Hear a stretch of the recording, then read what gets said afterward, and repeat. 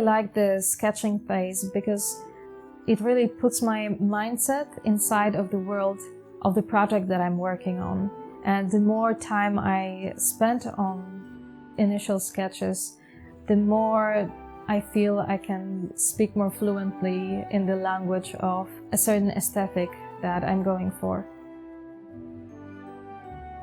My name is Magdalena Katańska and I'm a concept artist and illustrator, and I was responsible for the artwork of Baldur's Gate 3 original soundtrack vinyl release.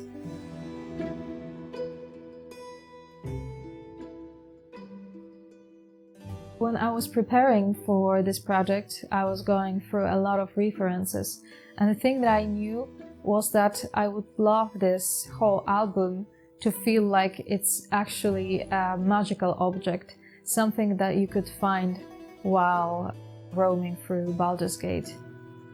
My main references actually were medieval grimoires. What I realized was that on the covers there's usually a central piece and a symmetrical composition, so I thought it would be great to use it myself.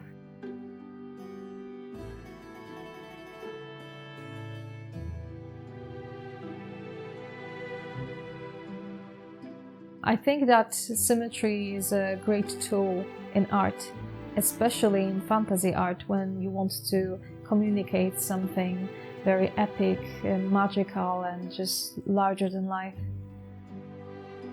I decided that I would like to have the astral prism as the centerpiece, because it's also the kind of centerpiece for our story in Baldur's Gate 3.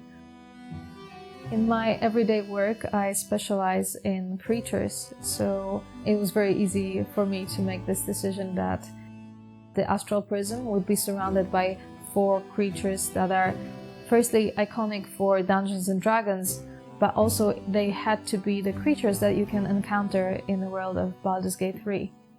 That's how I decided to go with a red dragon, the Displacer Beast, the Beholder, and the Owlbear.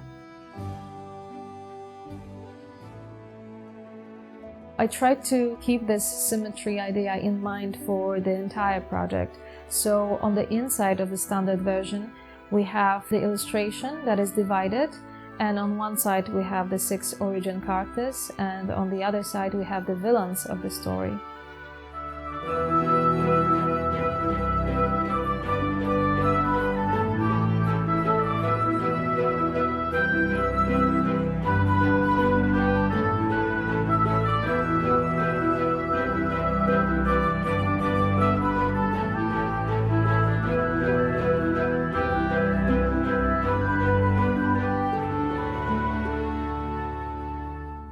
For the deluxe version, we have something a little bit more special. Inside we have 6 different illustrations for 6 origin characters.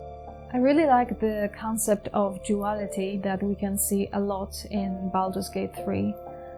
For example, we have Astarion, who is this nonchalant, sarcastic and very sure of himself person, but inside he hides this traumatized, broken man.